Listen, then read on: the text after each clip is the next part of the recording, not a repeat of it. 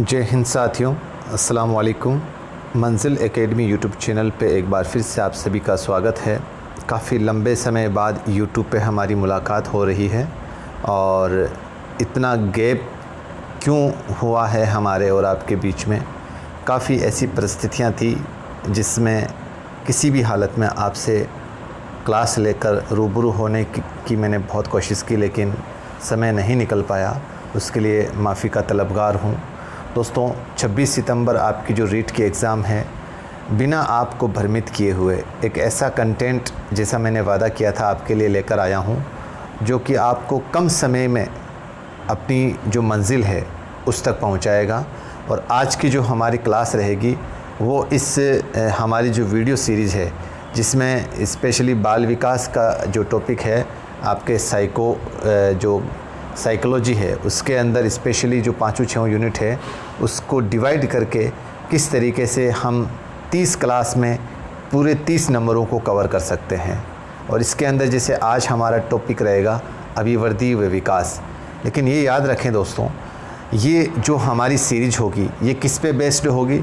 ये PYQ पे based होगी, कॉन्सेप्ट पे बेस्ड होगी, ट्रिक और फिर संभावित प्रश्न। यानी कि जैसे आज हम ये चैप्टर पढ़ेंगे अभिवृद्धि व विकास। इस अभिवृद्धि व विकास को सबसे पहले हम इसके PYQ को समझेंगे कि भाई इस यूनिट से, इस टॉपिक से पिछले साल में जितने भी रीट के एग्ज़ाम हुए हैं किस तरीके के प्रश्न आए हुए हैं, ताकि हमें ये अंदाज़ा लग सके कि भाई इस तरीके से अगर प्रश्न आते हैं तो हमें किस लेवल से हमारी तैयारी शुरू करनी चाहिए। तो जिस तरीके से हमने PYQ को समझा, हमें अंदाज़ा हो गया कि भाई इस तरीके के सवाल आते हैं। और उसके बाद में जो हमारा कॉन्सेप्ट है, जो अभिवृद्धि और विकास का कॉन्सेप्ट है, जो थ्योरी है, उसको समझेंगे कि आखिर ये चीज़ क्या है। इसमें अगर कहीं पे ट्रिक काम में ली जाएगी, जैसे इस विकास के सिद्धांत को समझने में कोई दिक्कत होती है, याद करने में दिक्कत होती है, तो ट्रिक के माध्यम से समझेंगे। फिर हम निकालेंगे दोस्तों मोस्ट इम्पोर्टेंट संभावित प्रश्न, यानी कि इस टॉपिक में से अब कौन से ऐसे प्रश्न हैं जो एग्ज़ामिनर की नज़र में होंगे, जो इस बार रीट एग्ज़ाम में हमारे सामने आ सकते हैं। और ये दोस्तों हमारी जो क्लास रहेगी, ये आज की क्लास नंबर 1 रहेगी। जो 30 क्लासेस है उसमें आपके लिए ये पहली क्लासेस होगी और बहुत ही बेहतरीन अंदाज में आज हम इस टॉपिक को, ये मान लो कि इसका पूरा पोस्टमार्टम करेंगे, ठीक है, इन चारों को चीज़ों के ऊपर। तो बिल्कुल जुड़ी रहेगा, पूरा वीडियो ज़रूर देखना। उससे पहले आपको मैं एक ज़रूरी ऐलान भी और आपके सामने ज़रूरी सूचना भी आपको दे दूँ। दोस्तों आपकी जानकारी के लिए बता दूं कि अभी अनअकैडमी पे आपके जो उर्दू क्लासेस है, स्पेशली रीट हो चाहे सीटेट हो, उसके ऊपर मेरी क्लासेस चल रही है। उसके अंदर अभी बहुत सारे ऑफ़र चल रहे हैं। जैसे आप अगर अनअकैडमी पे फ्री अगर कुछ क्लासेस वगैरह जो चीज़ देखोगे, उसमें आपके एक तो ये जो लिमिटेड सिलेबस करवाया जाएगा और लिमिटेड प्रैक्टिस सेट करवाया जाएगा, लिमिटेड PDF नोट्स मिलेंगे, और जो डाउट क्लियरिंग सेशन है एजुकेटर के साथ में, वो इसमें नहीं मिलेगा आपको। लेकिन अगर आप प्लस वाला कोई कोर्स ज्वाइन करते हैं अनअकैडमी के ऊपर, तो उसमें आपको जिस एग्ज़ाम की आप तैयारी कर रहे हैं उसका कंप्लीट सिलेबस आपको मिलेगा और उसकी अनलिमिटेड प्रैक्टिस सेट भी आपको मिलेंगे, उस कोर्स की PDF आपको मिलेगी और रेगुलर डाउट सेशन भी इसमें आपका रहेगा दोस्तों। तो इसके बाद में जैसे और भी अनअकैडमी ने आपके लिए क्या क्या किया है देख लें आप। जो प्लस वाला फीचर अगर आप परचेज़ करते हैं तो उसमें आपको एक तो learn from your favourite educator, आपका जो फेवरेट टीचर है जिससे आप जो सब्जेक्ट पढ़ना चाहते हो, वो आपको इस पे अनअकैडमी पे मिल जाएगा। और आपको कंप्लीट एग्ज़ाम प्रिपरेशन, यानी कि जो आपकी एग्ज़ाम की जो तैयारी है वो आपके अनअकैडमी पे कराई जाएगी। और रेगुलर डाउट क्लियरिंग सेशन, अगर आपको किसी टॉपिक से संबंधित, किसी विषय वस्तु से संबंधित उस विषय वस्तु से संबंधित अगर कोई डाउट है, तो आपके वो डाउट क्लियरिंग सेशन भी इसमें आपको मिलेगा। कौन से? प्लस वाले फीचर के अंदर। और एक्सिक्यूटिव कवरेज ऑफ सिलेबस, और आपका जितना भी सिलेबस है लगभग आपके वो सिलेबस पूरा कवर किया जाएगा। फ्री टेस्ट सीरीज भी आप इसमें आराम से ज्वाइन कर सकते हैं प्लस वाले फीचर में, और वीकली फ्री मॉक टेस्ट भी आपको इसमें आयोजित हो जाएगा। इसके बाद में ये दोस्तों आपके अनअकैडमी पे जो एक कंप्लीट बैच कोर्स जो शुरू किया है मैंने, जो कि 27 अगस्त से शुरू हो चुका है। इसका लिंक जो है डिस्क्रिप्शन में मैं नीचे डाल दूंगा, आप वहां से सीधा अनअकैडमी पे मुझे ज्वाइन कर सकते हैं, फॉलो कर सकते हैं। और इसमें हम CDP और उर्दू को टारगेट करके लेकर चल रहे हैं। 2 क्लासेस हो चुकी है अभी तक, सुबह 6:30 का टाइम है दोस्तों क्लास का, तो ज़रूर जुड़िएगा। उर्दू का जो उर्दू ग्रामर और पेडागोजी जो लैंग्वेज है रीट सीटेट चाहे किसी भी स्टेट के एग्ज़ाम में, उसमें आप मुझे ज्वाइन कर सकते हैं। फिर देखते हैं दोस्तों, एक और ये टेस्ट आपके ये बैच चल रहा है। अगर कोई एमपी टेट का कोई बंदा तैयारी कर रहा हो तो ये विद्वान साथी हमारे इसी प्लेटफॉर्म पे आपकी मदद करने के लिए तैयार बैठे हैं और 1 सितंबर से ये बैच शुरू हो रहा है दोस्तों। अब अगर आप, ये बहुत इंपॉर्टेंट चीज़ आपको बता रहा हूँ मैं, यहाँ पर जो मेरे रेफरल कोड दिए हुए हैं MANZIL 10 विदाउट स्पेस है, स्पेस नहीं देना इसमें। अगर आप कोई भी अनअकैडमी पर कोर्स परचेज़ करते हो, कोई भी किसी भी विद्वान से, अगर उस विद्वान के कोर्स की जो भी फ़ीस है, अगर आप मेरे ये रेफरल कोड यूज़ करते हो तो आपको उस फ़ीस में से 10% डिस्काउंट मिल जाएगा दोस्तों। ठीक है, ये चीज़ बहुत इंपॉर्टेंट है। अगर कोई साथी अनअकैडमी पे कोई कोर्स परचेज़ करना चाहता है किसी भी विद्वान का, तो उसका आप अगर मेरा ये रेफरल कोड MANZIL 10 ये रेफरल के कोई स्पेस नहीं इसमें, ये अगर यूज़ करता है तो उसको उस कोर्स की फ़ीस का 10% डिस्काउंट दिया जाएगा। ठीक है दोस्तों, तो ये था हमारा एक ऐलान, आप ज़रूर इसको शेयर करें साथियों के साथ। अब बिना देर के आज का सेशन शुरू करते हैं दोस्तों। सबसे पहले आपको ये PYQ समझाने से पहले एक बार फर्स्ट यूनिट भी मैं आपको दिखा देता हूँ कि फ़र्स्ट यूनिट में कौन कौन से पार्ट हम इजीली समझ सकेंगे। आपके दोस्तों जो फर्स्ट यूनिट है मनोविज्ञान की उत्पत्ति और अर्थ क्षेत्र, इसके अंदर जो बाल विकास है, उस बाल विकास के अंदर हमें क्या समझना पड़ेगा, अर्थ, परिभाषा, इतिहास और फिर अभिवृद्धि और विकास, इसके कॉन्सेप्ट को हम समझेंगे। ये आपके फर्स्ट यूनिट के पहला भाग है दोस्तों। अब इसके इतिहास, उत्पत्ति और क्षेत्र को लेकर तो इतना ज़्यादा नहीं लगता मुझे कोई सवाल बनेगा। जो सवाल बनने की संभावना है दोस्तों वो इस पार्ट से है, इस बार रीट के अंदर। तो देखते हैं एक एक करके किस तरीके के PYQ आए हुए हैं और किस तरीके से हम कॉन्सेप्ट क्लियर करेंगे, और फिर आपका जो कुछ भी बचा हुआ आपके पार्ट है वो संभावित प्रश्न में कवर हो जाएगा। तो जुड़े रहना है पूरी क्लास को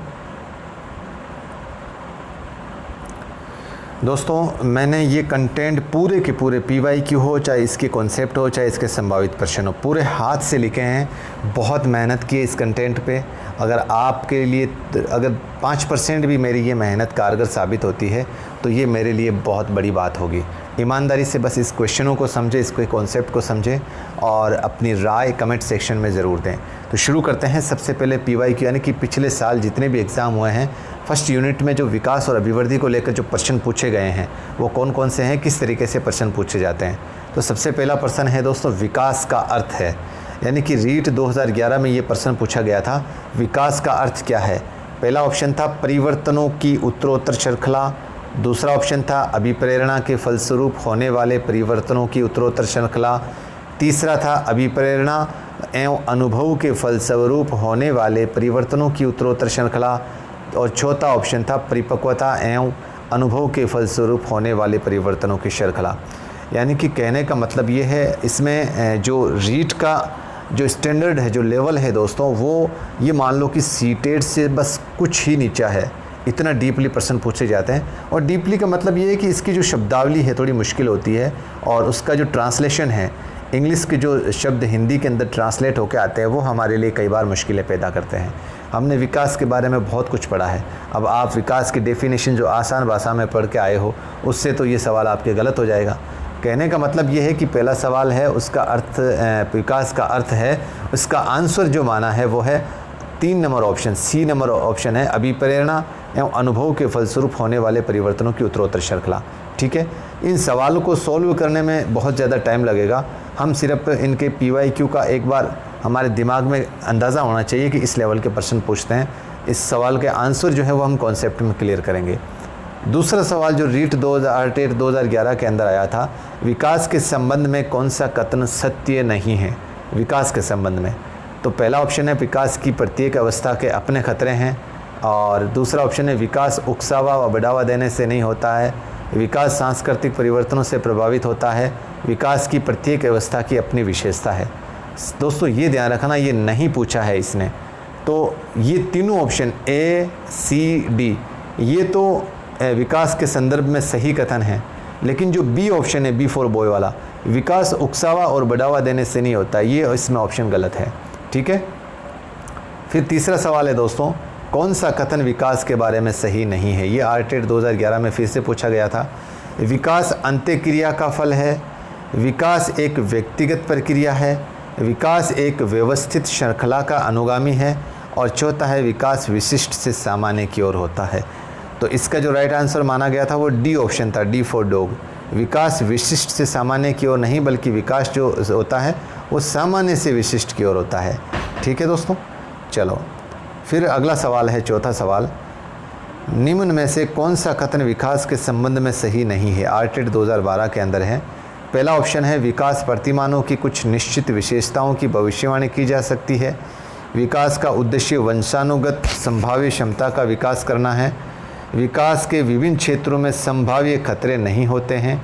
और लास्ट ऑप्शन है विकास प्रारंभिक विकास बाद के विकास से अधिक महत्वपूर्ण होता है। यहाँ पे भी दोस्तों नहीं पूछा है, तो ये इसमें जो राइट आंसर था वो दोस्तों 3 नंबर ऑप्शन है। विकास के विभिन्न क्षेत्रों में संभाव्य खतरे नहीं होते हैं। विकास के विभिन्न क्षेत्रों में संभाव्य खतरे होते हैं। ठीक है, चलो आगे बढ़ते हैं। विकास कैसा प्रतिमान है? ये आर्टेट 2012 का सवाल है दोस्तों। विकास कैसा प्रतिमान है? गुणात्मक है या रचनात्मक है या गणनात्मक है या नकारात्मक है? तो इसमें दोस्तों हमें राइट आंसर क्या करना है? गुणात्मक है। ठीक है, ये विकास की जो विशेषताएं हैं उसी से ये सवाल पूछा गया है। फिर आता है प्रश्न नंबर 2000, ये 3rd ग्रेड का प्रश्न है। रीट के अंदर, रीट तो हुई नहीं थी, सॉरी, 3rd ग्रेड जो टीचर एग्ज़ाम हुआ था उसका पेपर कोई सवाल है। बाल अध्ययन का पिता किसे कहा जाता है? ये तो एकदम फैक्चुअल सवाल था, स्टैनली हॉल। ठीक है, प्रश्न नंबर 5 देखो, ये आर्टेट रीट 2017 के अंदर पूछा गया था। शुरू में ये अप्लाइड क्वेश्चन आते हैं दोस्तों, इसमें ये जो है अप्लाइड क्वेश्चन, क्योंकि रीट के इस बार भी जो एग्ज़ाम है उसमें भी बाल विकास के कम से कम 15 सवाल तो आप मान के चलो अप्लाइड क्वेश्चन आपको मिलेंगे। शुरू में एक बच्चा अपनी पूरी हथेली का उपयोग करके वस्तु को पकड़ता है। धीरे धीरे वृद्धि और विकास के रूप में बच्चा उंगलियों और अंगूठे का उपयोग वस्तु को उठाने के लिए करता है। इस प्रकार की प्रगति क्या कहलाती है? ठीक है, सीफेलोकॉडल प्रगति, प्रॉक्सीमोडिस्ट प्रगति, व्यापक से विशिष्ट कार्रवाई प्रगति और अनियंत्रित प्रगति। यानी कि इसके अंदर बोनस मिला था दोस्तों, क्योंकि इसके अंदर ये दोनों ऑप्शन सही है, प्रॉक्सीमोडल प्रगति और व्यापक से विशिष्ट कार्रवाई प्रगति। ठीक है, अगला सवाल है, विकास शुरू होता है, आर्टेट 2012 का प्रश्न है, उत्तर बाल्यावस्था से, पूर्व अवस्था से, या जिसको गर्भाधान भी बोल सकते हैं, शैशव अवस्था से या पूर्व बाल्यावस्था से। तो विकास जो शुरू होता है दोस्तों वो प्रसव पूर्व अवस्था से ही शुरू हो जाता है। गर्भाधान में जब बच्चा रहता है उसी टाइम से ही विकास शुरू हो जाता है। बालक का विकास परिणाम है, आर्टेट 2011 का प्रश्न है। बालक का विकास जो है वो किसका परिणाम है? वंशक्रम का है या वातावरण का है, या वंशक्रम वातावरण दोनों की अंत्यक्रिया का है, या चौथा ऑप्शन है कोई नहीं? तो इसका राइट आंसर 3 नंबर ऑप्शन है, जो बालक का जो विकास है वो वंशक्रम और वातावरण दोनों का परिणाम है दोस्तों। अगला सवाल है 8वां सवाल, वृद्धि व विकास में संबंध है आर्टेट 2012 में। ये एक दूसरे के विरोधी हैं, एक दूसरे के समान हैं, एक दूसरे के पूरक हैं, या उपयुक्त सभी? राइट आंसर दोस्तों ये एक दूसरे के पूरक हैं।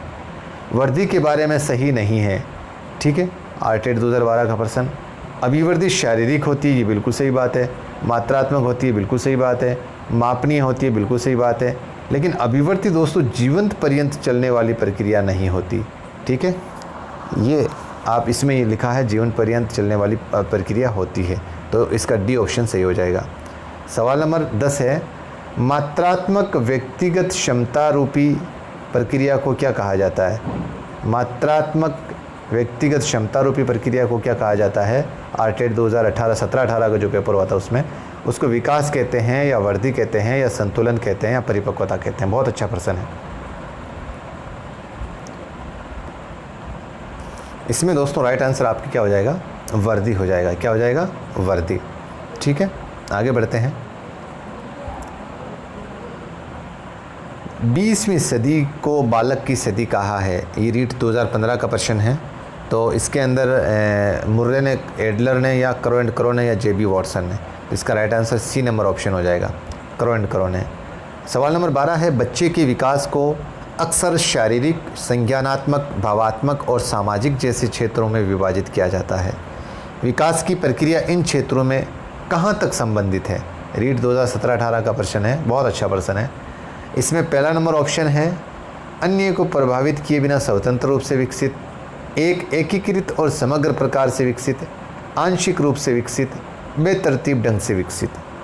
तो राइट आंसर इसमें बी ऑप्शन हो जाएगा, एक एकीकृत और समग्र प्रकार से विकसित होता है बच्चे का जो विकास है। ठीक है, मानव विकास होता है, ये फर्स्ट ग्रेड एग्ज़ाम हुआ था रीट के अंदर, उसकी साइको का सवाल है। मानव का जो विकास होता है वो कैसा होता है दोस्तों? मात्रात्मक होता है, गुणात्मक होता है, दोनों होता है या कोई नहीं? इसका दोस्तों ऑप्शन हो जाएगा दोनों होते हैं इसमें। मानव विकास होता है फर्स्ट ग्रेड होम साइंस के अंदर। देखो दोनों सवाल में देखो बिल्कुल छोटा सा अंतर है। मानव विकास होता है, मानव विकास होता है, दोनों के अंदर देखो सवाल एक ही लेकिन ऑप्शन चेंज हो गए। इसमें कर्मिक, निरंतर, व्यक्तिगत और सभी, तो इसका राइट आंसर हो जाएगा सभी।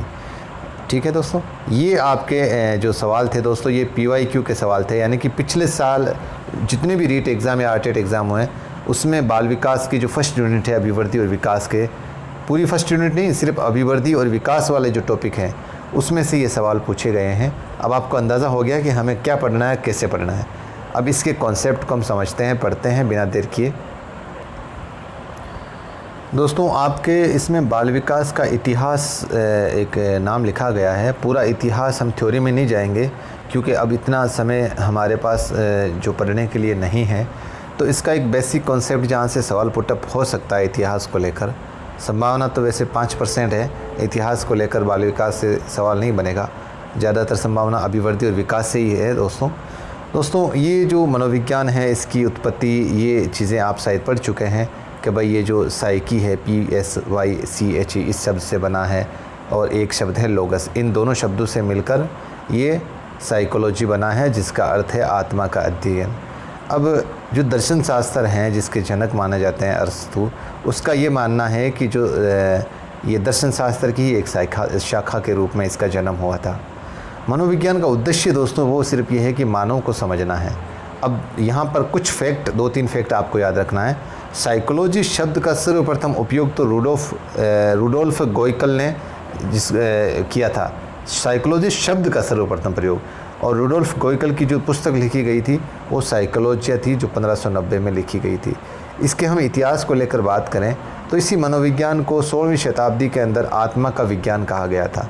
अब आत्मा के विज्ञान को मानने वाले जो हैं प्लेटो, अरस्तु, डेकार्टे, रुडोल्फ गोइकल थे। अब दोस्तों ये तो आपको याद करने ही पड़ेंगे क्योंकि इतिहास को लेकर यहाँ से सवाल बनने की संभावना रहती है कि भाई 16वीं सदी के अंदर ऐसे कौन से विद्वान थे जिन्होंने आत्मा का विज्ञान, मनोविज्ञान को आत्मा का विज्ञान नहीं माना। तो आपके ये 3 ऑप्शन ये दे देंगे और एक कोई दूसरा दे देंगे, तो इस चीज़ का ध्यान रखें आप। ठीक है, और वैसे आप अगर चाहें तो इसका स्क्रीनशॉट ले लें, पढ़ लें आप आराम से। आगे बढ़ते हैं। फिर यहाँ पर नोट लगाकर एक बात मैंने इसीलिए लिखी है कि 16वीं शताब्दी में आत्मा के विज्ञान को अस्वीकार कर दिया गया था, और जिसका कारण क्या था? विज्ञान वह होता है जिसमें प्रयोग किया जाता है, प्रयोग किया जा सके, जो दिखाई दे, लेकिन आत्मा मूर्त नहीं अमूर्त है।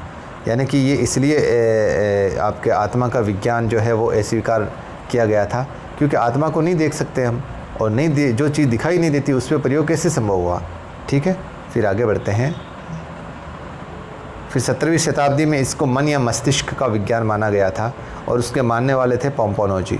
ठीक है, इटली के रहने वाले थे पोम्पोनोजी, यानी कि जो मन होता है वो जब धड़कता है तो वो पंप करता है। ठीक है ना, इस तरीके से आप अपने दिमाग में रख लें। इसकी थ्योरी जो है वो आप एक बार स्क्रीनशॉट लेके पढ़ लें, क्योंकि पूरा कॉन्सेप्ट इतिहास समझेंगे तो बहुत लंबा समय अपनी क्लासेस में लग जाएगा। इसका कॉन्सेप्ट जो अभिवृद्धि और विकास वाला, उसके कॉन्सेप्ट को समझना बहुत ज़रूरी है इतिहास को लेकर।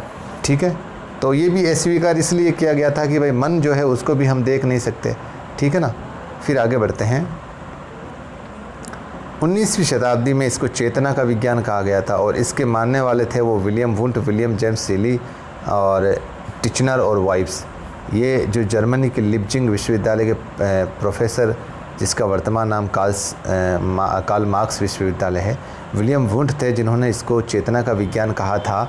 वो इसके प्रोफेसर रहे हैं जर्मनी के लिप्जिंग विश्वविद्यालय के। फिर विलियम वुंट ने इसको जो है चेतना का जो मस्तिष्क का आंतरिक रूप होता है उसको चेतना कहा है। ठीक है, मनोविज्ञान की प्रथम प्रयोगशाला, ये फैक्ट बातें हैं जो आपको एक दो तीन बातें इंपॉर्टेंट मैं आपको बताता जा रहा हूँ। आप सिर्फ एक रिवीजन की दृष्टि से या एक बार इस वीडियो को देख के ही अपना आराम से जहाँ तक कॉन्सेप्ट है उस तक पहुँच सकते हैं। 1879 के अंदर 79 के अंदर जर्मनी के लिप्जिंग शहर में विलियम वुंट ने मनोविज्ञान की प्रथम प्रयोगशाला स्थापित की थी। ठीक है, और इसके अंदर जो इसका उद्देश्य था, प्रयोगशाला स्थापित करने का उद्देश्य क्या था? चेतना पर प्रयोग करना या अध्ययन करना। ठीक है, और उसने जो प्रयोग के अंदर जो विधि इस्तेमाल की थी, ये इंपॉर्टेंट है दोस्तों, अंडरलाइन कर लें इसको। अंतर्दृष्टि विधि का इसने प्रयोग किया था चेतना पर प्रयोग करने के लिए। ठीक है, और विलियम वुंट ने ही मनोविज्ञान को दर्शन शास्त्र से हटाकर भौतिक शास्त्र के निकट लाकर खड़ा कर दिया था। ठीक है, सर्वप्रथम या सर्वाधिक प्रयोग किया जाने वाला विषय जो है वो भौतिक शास्त्र है। यानी कि विलियम वुंट, जिनको आप ये मान लो कि इन्होंने प्रथम प्रयोगशाला मनोविज्ञान की स्थापित की थी, और उस प्रयोग में जो उन्होंने विधि काम में ली थी, ये ध्यान रखना दोस्तों, विधि काम में ली थी वो अंतर्दृष्टि विधि काम में ली थी। ठीक है, फिर 1880 तक विलियम वुंट ने मनोविज्ञान को एक स्वतंत्र विषय बना दिया था, अर्थात आधुनिक मनोविज्ञान का जनक कौन होगा? वो विलियम वुंट होगा। ठीक है, और ये दो तीन बातें आप दोस्तों ध्यान रखें अब यहाँ पर, कि आधुनिक मनोविज्ञान का जनक तो विलियम वुंट, प्रयोगात्मक प्रयोगशाला का जनक विलियम वुंट। ये सीधा फैक्ट अगर पूछा जाए आपको तो भाई आधुनिक मनोविज्ञान कैसे, कि भाई इन्होंने ही तो प्रथम मनोविज्ञान की प्रयोगशाला स्थापित की थी, इसलिए आधुनिक आपके मनोवैज्ञानिक हो गई है। और इसी तरीके से प्रयोगात्मक प्रयोगशाला, भाई इन्होंने प्रयोग करने के लिए ही तो मनोविज्ञान की प्रयोगशाला स्थापित की थी, तो प्रयोगात्मक प्रयोगशाला के जनक भी विलियम वुंट हैं। ठीक है, आगे बढ़ते हैं। सन 1900 ईस्वी तक इस परिभाषा को भी अस्वीकार कर दिया गया था। ठीक है, फिर आते हैं अपन विलियम मैकडूगल ने। 1904 के अंदर मैकडूगल ने अपनी पुस्तक आउटलाइन साइकोलॉजी के पेज नंबर 16 पे चेतना को घातक और बुरा शब्द कहा है। ठीक है, फिर 20वीं सदी के अंदर जो कि मनोविज्ञान को व्यवहार का विज्ञान कहा गया था, और जिसके सबसे बड़े समर्थक रहे हैं वो हैं जेबी वॉटसन, यानी कि जॉन ब्रॉड्स वॉटसन, अमेरिका के रहने वाले थे।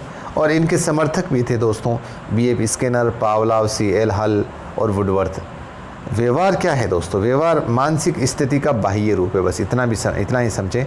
और अगर आप चाहें तो इसको आराम से स्क्रीनशॉट लेकर आराम से इसको पढ़ सकते हैं, रोक के देख सकते हैं। ठीक है, आप सिर्फ ये समझिए कि भाई जो 20वीं सदी तक मनोविज्ञान जो है वो व्यवहार का विज्ञान कहलाने लग गया था। ठीक है, अब यहाँ पर दो बातें हैं याद करने की। एक तो क्या है, व्यवहार शब्द का सर्वप्रथम प्रयोग तो विलियम मैकडूगल ने किया था 1904 में अपनी आउटलाइन साइकोलॉजी पुस्तक में, लेकिन व्यवहार के विज्ञान से जो वाद निकला उसी वाद को व्यवहार कहा जाता है। और व्यवहारवाद की नींव जो है वो मूल रूप से 1913 ईस्वी में कोलंबिया विश्वविद्यालय से मानी जाती है, और इसको लेकर यानी कि 1912-13 ईस्वी में व्यवहार का विज्ञान जो सर्वप्रथम लेकर आए वो जेबी वॉटसन।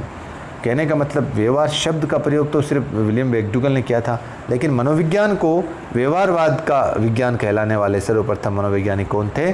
जेबी वॉटसन। ठीक है, फिर यहाँ पर वुडवर्थ की कई बार परिभाषा ये एग्ज़ाम में पूछी गई है कि भाई वुडवर्थ क्या फरमाते हैं? मनोविज्ञान ने सर्वप्रथम अपनी आत्मा का त्याग किया, फिर अपने मन को छोड़ा, फिर बाद में अपनी चेतना खोई और अब व्यवहार की विधि को स्वीकार करता है। बहुत प्रसिद्ध परिभाषा है ये। फिर मनोविज्ञान में मानव, पशु और पक्षी तीनों के व्यवहार का अध्ययन किया जाता है। मानव में व्यवहार व अनुभव दोनों होता है, जबकि पशु व पक्षी में केवल व्यवहार होता है। ठीक है दोस्तों, फिर मनोविज्ञान की बहुत से विद्वानों ने अपने अपने नज़रिए से, अपने अपने दृष्टिकोण से अलग अलग परिभाषाएं दी है, जिसमें वॉटसन महोदय हैं वो बिल्कुल व्यवहार को, मनोविज्ञान को व्यवहार का शुद्ध या धनात्मक या निश्चित विज्ञान मानते हैं। और जो विलियम मैकडूगल हैं वो मनोविज्ञान को आचरण और यथार्थ का विज्ञान मानते हैं। और B.F. स्किनर जो हैं वो मनोविज्ञान को व्यवहार और अनुभव का विज्ञान मानते हैं। ये परिभाषाएं दोस्तों अब तो लास्ट टाइम में जो बच्चा पढ़ रहा है मुझे नहीं लगता कि उनको ये याद भी होगी। बस उनके लिए तो जो 2-3 बातें हैं मैं जो अंडरलाइन करवा रहा हूँ वो ज़रूर इस आज की क्लासेस में करें, और इस पे ज़रूर 2-3 बार वीडियो को देखें। तो आगे बढ़ते हैं। मनोविज्ञान की विशेषताओं से दोस्तों एक सवाल बनने की संभावना रहती है, और वो सवाल पूछा भी गया है मनोविज्ञान की विशेषताओं को लेकर कि भाई सीधा पूछ लिया, मनोविज्ञान है नियामक या विधायक या दोनों या इनमें से कोई नहीं? ठीक है, तो जैसे मनोविज्ञान जो है, इसकी विशेषता क्या है, मनोविज्ञान नियामक है विधायक दोनों में। अब नियामक क्या है, नियामक है विषय वस्तु कैसी होनी चाहिए, इसका अध्ययन हम जिसमें करते हैं वो नियामक है। यानी कि किसी भी टॉपिक की विषय वस्तु कैसी होनी चाहिए, इसका अध्ययन हम जिसमें करते हैं वो नियामक है। और विधायक क्या होता है, तथ्यों या विषय वस्तुओं का ज्यों का त्यों अध्ययन करना ही अपने विधायक होता है। ठीक है। मनोविज्ञान में भविष्यवाणी संभव है, ये विशेषता बता रहा है मनोविज्ञान की। मनोविज्ञान में व्यवहार किया जाता है किस किस का, मानव का, पशु का, पक्षी का। मनोविज्ञान के सभी नियम या सिद्धांत कैसे होते हैं, वस्तुनिष्ठ होते हैं, बौद्धिक होते हैं और प्रमाणिक होते हैं। ठीक है। अन्य इफेक्ट भी हैं कुछ। डॉक्टर दुर्गादत्त सिन्हा के अनुसार मनोविज्ञान की प्रक्रिया 4 चरणों में पूरी हुई है। प्रथम पशु मनोविज्ञान प्रयोगशाला 1912 में अमेरिका के शिकागो शहर में हुई थी। ठीक है।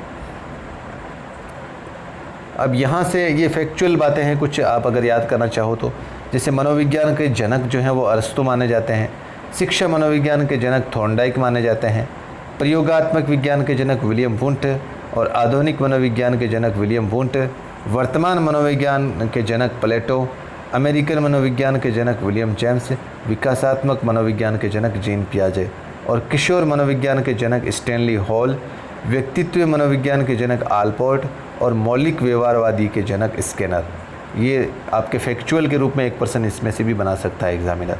दोस्तों पढ़ना तो एक बार, हमें कॉन्सेप्ट समझने के लिए ये चीज़ें समझनी ज़रूरी है थोड़ी सी। यहाँ से दोस्तों अब हमारी क्लास बहुत इंपॉर्टेंट है, जिसमें इस बार सवाल बनने की संभावना है। दोस्तों यहाँ से पहला ही सवाल बनता है कि भाई बाल विकास की प्रकृति कैसी है, वैज्ञानिक है या अवैज्ञानिक है या दोनों ही नहीं है, या एक और ऑप्शन इसमें दे देगा। तो ये ध्यान रखना वैज्ञानिक है, और वैज्ञानिक इसलिए है कि इसमें प्रयोग किया जा सकता है। ठीक है। बाल विकास के अंदर तो जो बाल विकास है वो क्या है, गर्भावस्था लेकर किशोरावस्था के बालकों का अध्ययन किस में किया जाता है, बाल विकास में किया जाता है। और बाल मनोविज्ञान का जो विकास क्रम है वो उसका आरंभ कब हुआ, 18वीं सदी में हुआ। ब्रक महोदय क्या कहते हैं, बाल मनोविज्ञान बालक के जन्म पूर्व अवस्था से लेकर परिपक्व अवस्था तक के व्यवहार का अध्ययन करने वाला विज्ञान है। नोट लगाकर आप बात लिख लेना यहाँ पर। बाल मनोविज्ञान को सर्वप्रथम परिभाषित भी ब्रक महोदय ने ही किया था, और वो क्या कहते हैं, जन्म पूर्व से ही लेकर और परिपक्व अवस्था तक का जो व्यवहार जिसमें किया जाता है वो बाल मनोविज्ञान में किया जाता है। सर्वप्रथम बाल विकास का अध्ययन तो जॉन लॉक ने किया था। सर्वप्रथम बाल विकास का अध्ययन कह रहा है सिर्फ यहाँ पर दोस्तों, सिर्फ अध्ययन। ठीक है। पेस्टोलॉजी के बारे में हम पढ़ते हैं इसको लेकर। पेस्टोलॉजी जिसका समय था 1774 ईस्वी में, बाल मनोविज्ञान का जो सर्वप्रथम वैज्ञानिक अध्ययन है, सर्वप्रथम वैज्ञानिक अध्ययन वो किसने किया था, पेस्टोलॉजी ने किया था। और ये उन्होंने अध्ययन अपने 3.5 वर्षीय पुत्र पर ही किया था। पुस्तक क्या थी, बेबी बायोग्राफी, यानी बाल मनोविज्ञान पर आधारित थी। अमेरिका के न्यूयॉर्क शहर में सर्वप्रथम बाल सुधार गृह की स्थापना कब हुई दोस्तों, 1887 में। जो फैक्चुअल सवाल बनेगा दोस्तों वो इसकी जो एक शुरुआती स्टेप है उसमें से बनने की संभावना है। ठीक है। फिर आते हैं स्टैनली हॉल। स्टैनली हॉल महोदय के बारे में पढ़ते हैं, बहुत इंपॉर्टेंट है ये, बाल विकास को लेकर बहुत काम किया इन्होंने। स्टैनली हॉल अमेरिका के रहने वाले हैं। 19वीं शताब्दी में अमेरिका में बाल अध्ययन आंदोलन चला। अब सीधा यहाँ से पूछ लिया कि बाल अध्ययन आंदोलन के प्रेरणा स्रोत कौन है या किसने चलाया, तो उसमें स्टैनली हॉल की महत्वपूर्ण भूमिका है। और इस आंदोलन के जो जन्मदाता थे वो स्टैनली हॉल थे। इन्होंने अमेरिका के शिकागो शहर में 1893 ईस्वी में इस आंदोलन की शुरुआत की। इसी आंदोलन के परिणाम स्वरूप इन्होंने 2 संस्थाओं की स्थापना की, चाइल्ड स्टडी सोसाइटी और चाइल्ड वेलफेयर ऑर्गेनाइजेशन। 1891 में पेडागोजिकल सेमिनरी नामक पत्रिका का भी प्रकाशन किया इन्होंने। और बाल मनोविज्ञान में सर्वप्रथम बालक के व्यवहार के अध्ययन के लिए प्रश्नावली विधि का प्रयोग, वो भी सिर्फ बालकों के व्यवहार पे, प्रश्नावली विधि का प्रयोग किसने किया था, वो स्टैनली हॉल ने किया था। मनोविज्ञान में सर्वप्रथम प्रश्नावली विधि का प्रयोग, ध्यान रखना दोस्तों, देखो यहाँ पे कंफ्यूज नहीं होना है, इसलिए मैंने नोट लगाकर ये बात लिखी है कि भाई सिर्फ बालकों के व्यवहार पर अगर प्रश्नावली विधि का प्रयोग पूछा जाए तो स्टैनली हॉल है, लेकिन अगर मनोविज्ञान के अंदर सर्वप्रथम प्रश्नावली विधि का प्रयोग है वो आर.एस. वुडवर्थ है। ठीक है। बालक के संपूर्ण विकास की अवस्थाओं का क्रमबद्ध अध्ययन इन्होंने ही किया था। ठीक है। क्रमबद्ध अध्ययन, जो बालक की जो विकास की अवस्था होती है ना, जैसे शिशुअवस्था, फिर बाल्यावस्था, फिर किशोरावस्था, ये जो क्रमबद्ध अध्ययन है सर्वप्रथम वो किसने किया था, स्टैनली हॉल ने किया था। इसीलिए इनको बाल मनोविज्ञान का जनक कहते हैं या पितामह कहते हैं। बाल मनोविज्ञान से संबंधित कुछ किताबें हैं, जीन पियाजे की हैं, बाल चिंतन की भाषा, संसार के बच्चे, और फिर भारत में बाल विकास की जो शुरुआत है वो 1930 के लगभग हो गई थी। क्रो एंड क्रो क्या कहते हैं, बालक के गर्भावस्था से लेकर किशोरावस्था तक के विकास का अध्ययन जो है वो बाल विकास है, और 20वीं सदी बालक की सदी का काल है। अब दोस्तों यहाँ पर कॉन्सेप्ट को समझना बहुत ज़रूरी है। 3 फैक्ट आपके सामने रख रहा हूँ मैं, अभिवृद्धि, परिपक्वता और विकास। ये तीनों लगते हैं कि है बिल्कुल, लेकिन इसके कॉन्सेप्ट को भी हम एक बार समझते हैं। सबसे पहले अभिवृद्धि क्या चीज़ है। अभिवृद्धि कोशिकाओं में होने वाला मात्रात्मक परिवर्तन, ये प्रक्रिया गर्भावस्था से लेकर सिर्फ परिपक्व अवस्था तक ही चलती है। शरीर में होने वाले विभिन्न बाहरी परिवर्तन जैसे लंबाई, चौड़ाई, ऊंचाई, वजन आदि, ये सब क्या है दोस्तों, ये अभिवृद्धि है। समझ में आया? यानी कि जो मात्रात्मक, जो जिसको मात्रा यानी कि जिसको हम गिन सकें, जिसको हम तोल सकें, यानी कि जिनको मात्रात्मक रूप से हम स्वीकार कर सकें, तो वो अभिवृद्धि है। चाहे वो लंबाई में हो, चाहे चौड़ाई में हो, चाहे ऊंचाई में हो, चाहे वजन में हो। सोरेनसन महोदय कहते हैं कि अभिवृद्धि शरीर में होने वाले वे बाहरी परिवर्तन हैं जो दिखाई देते हैं और जिनका मापन भी किया जा सकता है, वो ये तो है अभिवृद्धि। अब परिपक्वता क्या है? ये व्यवहार में सकारात्मक परिवर्तन है, ये गुणों में परिवर्तन है, समायोजन की प्रक्रिया है, ज्ञान का संचय है, प्लस अनुभवों का अर्जन है, तर्क, चिंतन, निर्णय की प्रक्रिया है। अर्थात परिपक्वता एवं अभिवृद्धि मिलकर ही विकास बनाते हैं। यानी कि अभिवृद्धि और विकास, यानी कि परिपक्वता प्लस अभिवृद्धि बराबर क्या है, विकास। परिपक्वता की विशेषताएं अगर हम देखें तो ये क्या है, ये व्यवहार में सकारात्मक परिवर्तन है, ये गुणों में भी परिवर्तन होता है जब परिपक्वता दिखाई देती है। बच्चों के अंदर अगर जैसे ही परिपक्वता आती है तो वो समायोजन आराम से करना सीख जाता है, उसमें ज्ञान की बढ़ोतरी होती है। जब बच्चा परिपक्व हो जाता है तो उसमें अनुभवों का अर्जन भी होता है, तर्क, चिंतन और निर्णय लेने की प्रक्रिया का उसमें विकास हो जाता है। तो ये अभिवृद्धि और परिपक्वता मिलकर किसका निर्माण करते हैं, विकास का निर्माण करते हैं। विकास क्या है? ये कोशिकाओं में होने वाला गुणात्मक और मात्रात्मक दोनों प्रक्रिया है। विकास जन्म से लेकर मृत्यु तक निरंतर चलने वाली प्रक्रिया है और विकास के कारण मनुष्य के रूप, गुण, व्यवहार, योग्यता और कुशलता में वृद्धि होती है। एलिजाबेथ हरलॉग महोदया क्या कहती हैं कि विकास के परिणाम स्वरूप बालकों में नवीन योग्यता एवं नवीन कुशलताओं को जन्म देना ही विकास है। मुंद्रो महोदय क्या कहते हैं, परिवर्तन श्रृंखला की वह अवस्था जिसमें एक बालक गर्भावस्था से लेकर परिपक्व अवस्था से गुजरता है वो विकास कहलाता है। और ब्रूनर महोदय कहते हैं कि विकास की किसी भी अवस्था में कुछ भी सिखाया जा सकता है। ये किसकी डेफिनेशन है, विकास की किसी भी अवस्था में कुछ भी सिखाया जा सकता है, तो यह है ब्रूनर महोदय। ठीक है दोस्तों, विकास के कॉन्सेप्ट को थोड़ा बहुत और समझते हैं हम। और ये सवाल पूछा गया है सीधा कि भाई विकास क्या है, मनोगत्यात्मक शक्ति में बढ़ोतरी, संज्ञानात्मक प्रक्रिया में वृद्धि और शारीरिक कंकाल में वृद्धि, उपरोक्त सभी। ये सवाल पूछा गया रीट के अंदर। तो इसके जो शब्द हैं इसको समझते हैं हम ताकि आपको विकास समझ में आ जाए। मनोगत्यात्मक शक्ति में बढ़ोतरी यानी कि मन प्लस गति, यानी मन के द्वारा गति अर्थात शरीर के द्वारा, यानी किसी भी प्रकार की शारीरिक क्रिया अर्थात हम हमारे शरीर के द्वारा जो भी क्रियाकलाप कर रहे हैं वे सारे मनोगत्यात्मक शक्ति में बढ़ोतरी है। जैसे बचपन में एक पेन के पकड़ने की क्रिया, धीरे धीरे मनोगत्यात्मक शक्ति में बढ़ोतरी यानी कि मन प्लस गति, मन के द्वारा अगर गति अर्थात शरीर के द्वारा किसी भी प्रकार की शारीरिक क्रिया जो हम करते हैं हमारे शरीर के द्वारा, वो सारे के सारे क्या है, मनोगत्यात्मक शक्ति में बढ़ोतरी है। फिर दूसरा विकास क्या है, संज्ञानात्मक प्रक्रियाओं में वृद्धि। संज्ञानात्मक प्रक्रियाएं जैसे चिंतन है, तर्क है, कल्पना है, स्मरण है, समस्या समाधान, ये सब क्या है। सबसे पहले संज्ञानात्मक प्रक्रिया क्या क्या है ये तो हमें पता होना चाहिए। तो संज्ञानात्मक प्रक्रियाएं क्या है, चिंतन, तर्क, कल्पना, स्मरण, समस्या समाधान, ये सब क्या है, संज्ञानात्मक प्रक्रिया। अब इनमें अगर वृद्धि होती है तो वो क्या है दोस्तों, वो विकास है।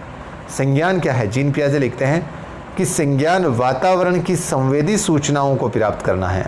हमारे आसपास का जितना भी वातावरण है उसकी जो संवेदी सूचनाएं हैं उनको संग्रहित रखना, उनके अनुसार अपने ज्ञान को निरंतर बढ़ाना ताकि वातावरण के साथ में अनुकूलन कर पाए। यानी जब वातावरण के साथ अनुकूलन बढ़ता है तो ये संज्ञान में बढ़ोतरी है, और अगर आपके संज्ञान में बढ़ोतरी है तो आपका विकास में बढ़ोतरी होगी। समझ में आया दोस्तों यहाँ पर संज्ञान को लेकर। फिर आता है विकास। शारीरिक कंकाल में वृद्धि भी क्या है, वो विकास है। जब विकास केवल शारीरिक वृद्धि को दर्शाता है तो वो अभिवृद्धि है, और अभिवृद्धि भी विकास के अंदर ही निहित है। ये समझ में आ गया होगा अब तो विकास का कॉन्सेप्ट।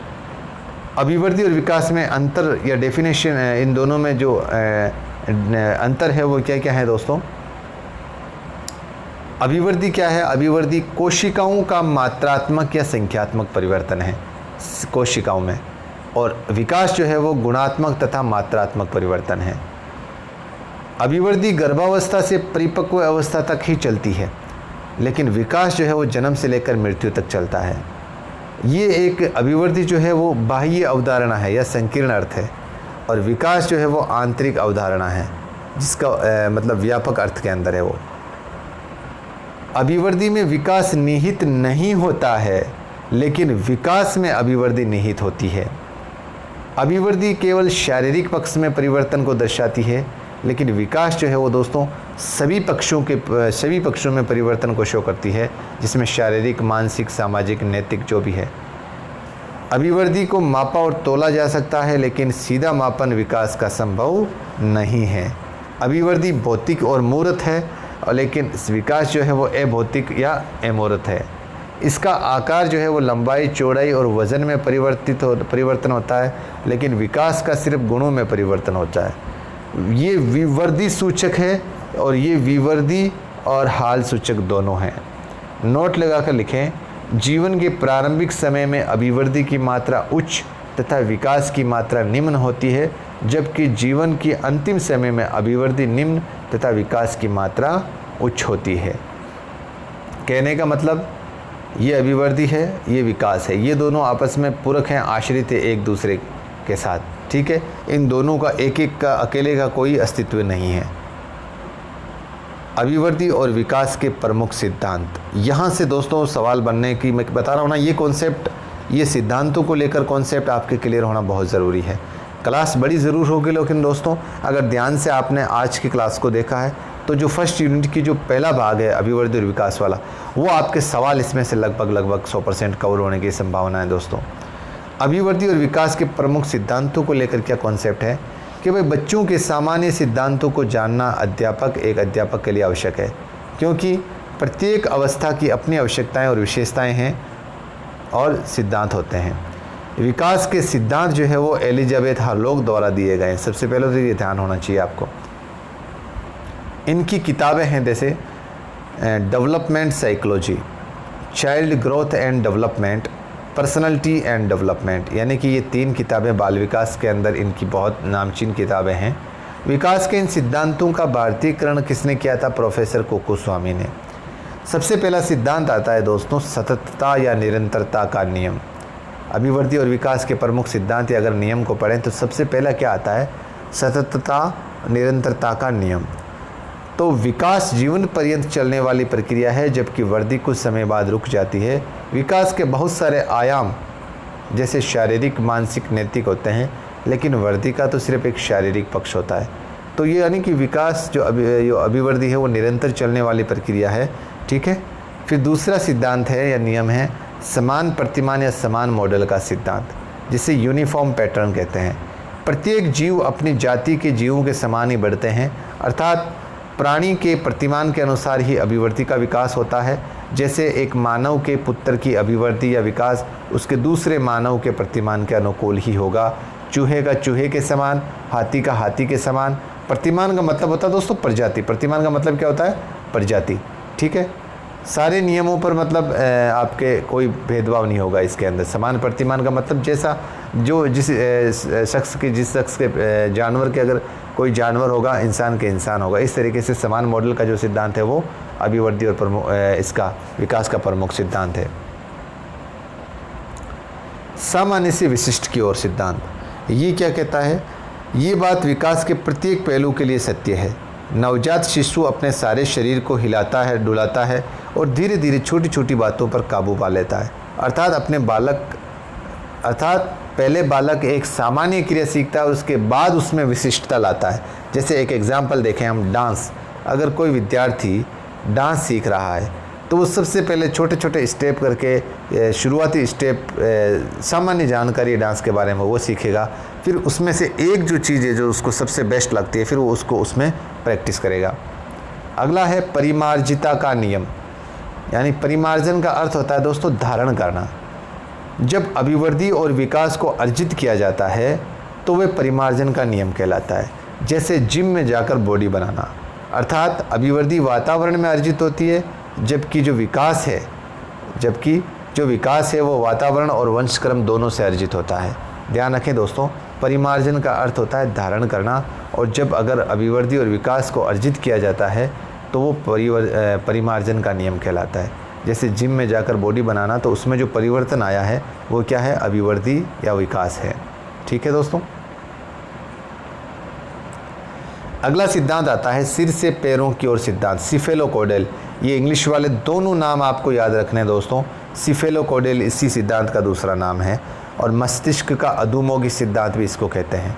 सिर से पैरों की ओर सिद्धांत, मनुष्य का जो विकास है वो कैसे होता है? सिर से पैरों की ओर होता है। मनुष्य में विकास की एक निश्चित दिशा होती है। विकास सर्वप्रथम मस्तिष्क से प्रारंभ होता है और तत्पश्चात विकास की प्रक्रिया पैरों की ओर गतिशील होती है।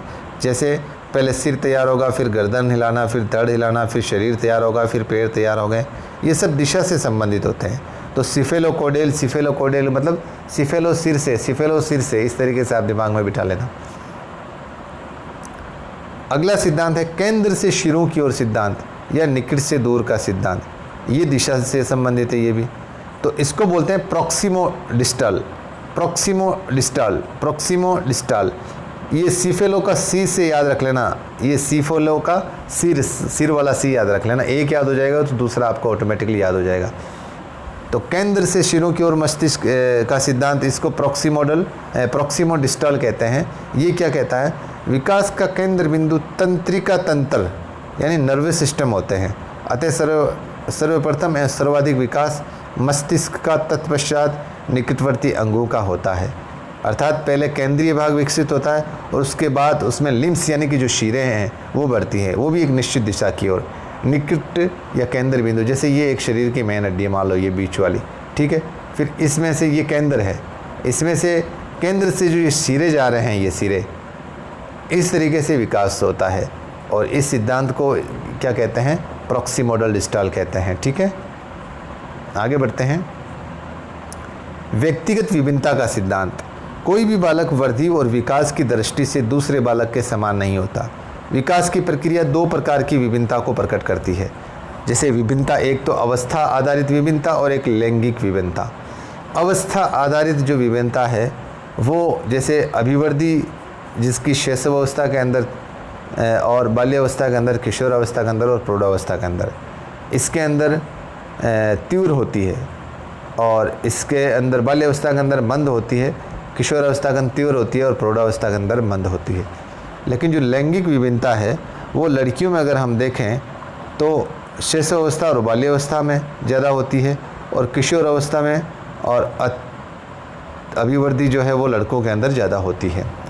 लैंगिक विभिन्नता, शैशवावस्था और बाल्यावस्था में लड़कियों में विकास की अधिकता होती है, जबकि किशोरावस्था के पश्चात बालकों में अधिक विकास होता है। फिर आता है दोस्तों आपके वर्तुलाकार या चक्राकार सिद्धांत। वर्तुलाकार या चक्राकार सिद्धांत, बच्चे का जो विकास होता है, बालक का जो विकास होता है वो किस तरीके से होता है? मानव का विकास रेखीय ना होकर चक्राकार होता है। एक बालक का सभी क्षेत्र या पहलू एक साथ विकसित नहीं होते। हो सकता है शारीरिक रूप से एक बालक जल्दी विकसित हो, परंतु उसका मानसिक विकास उस गति से न हो। यानी रेखीय का मतलब एक ही पहलू का विकास होना, जैसे शारीरिक विकास हो और मानसिक विकास ना हो। तो जो बालक का जो विकास है वो कैसे चलता है?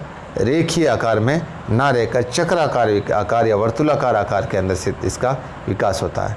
हरलोक महोदय क्या कहती है? मनुष्य का जीवन घंटी की आकृति के समान होता है। ठीक है, थोड़ा सा मैं जानता हूँ दोस्तों बोरिंग लग रहा होगा। जो बच्चे एक दो बार पढ़ चुके हैं उनको तो ज़रूर ये इंटरेस्टेड होगा, क्योंकि उनका रिवीजन हो रहा है।